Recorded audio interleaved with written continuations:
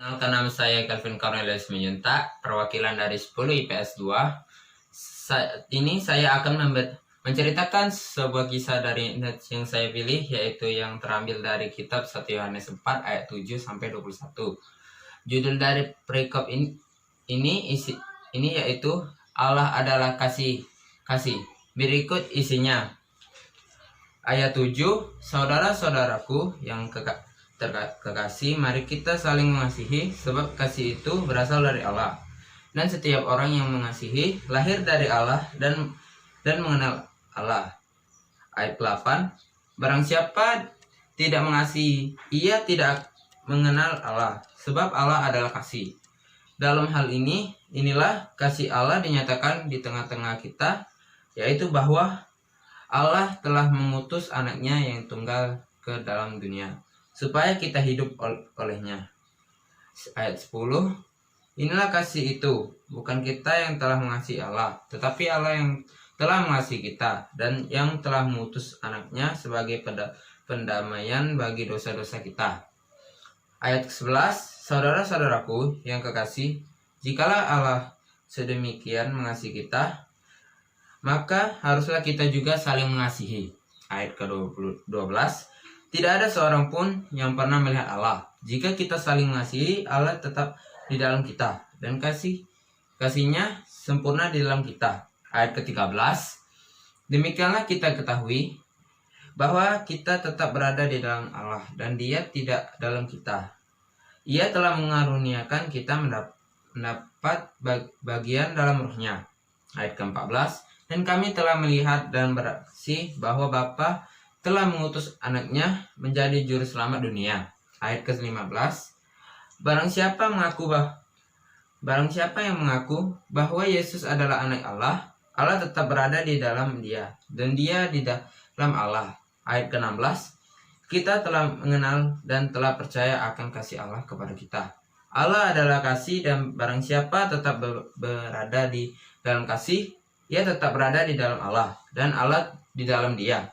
Ayat ke-17, dalam hal ini kasih Allah sempurna di dalam kita, yaitu kalau kita mempunyai keberanian percaya pada hari penghakiman, karena sama seperti Dia, kita juga ada di dalam dunia ini.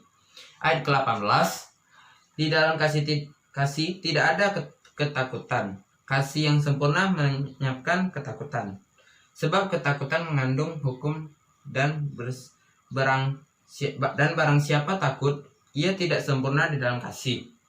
Ayat ke-19, kita mengasihi karena Allah lebih dahulu mengasihi kita.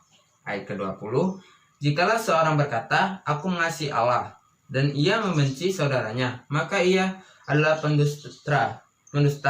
Karena barang siapa tidak mengasihi saudaranya yang dilihatnya, tidak mungkin mengasihi Allah yang tidak dilihat. Ayat ke-21, dan perintah ini kita terima dari Dia, barang siapa yang mengasihi Allah, ia harus juga mengasihi saudaranya. Sebuah cerita dari seorang anak muda bernama Doni. Pada suatu hari, Doni berjalan keluar dari kelasnya dan menuju perjalanan pulang. Ketika berada di gerbang sekolah, ia melihat seorang siswa lain dengan begitu banyak bawaan, tidak sengaja menjatuhkan barang-barang bawaannya. Saat itu, gerbang sekolah cukup ramai dengan siswa yang berlalu lalang, namun tidak seorang pun menolongnya. Doni pun segera menghampiri siswa tersebut dan menawarkan bantuan. Akhirnya mereka pun berkenalan dan menjalani persahabatan. Siswa itu bernama Roy. Setelah sebulan berlalu, semenjak persahabatan mereka dimulai, Roy bercerita kepada Doni bahwa pada saat awal mereka bertemu di gerbang sekolah, saat itu Roy ingin bunuh diri dan mengakhiri hidupnya karena saat itu ia sedang dalam masalah besar. Tetapi karena Doni menolongnya, ia mengurungkan niatnya, karena selama di perjalanan pulang saat Doni menolongnya, ia merasa terhibur dan merasa ada orang lain yang yang peduli kepadanya. Jadi teman-teman, kadangkala hal kecil yang kita lakukan bisa berdampak luar biasa bagi orang lain.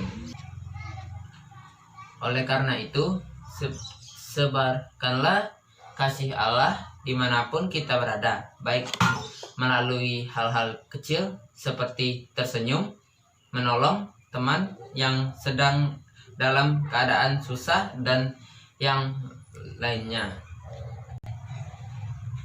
Terima kasih teman-teman telah mendengarkan cerita saya. Semoga kisah ini boleh kita jadikan remah dalam kehidupan kita sehari-hari. Shalom.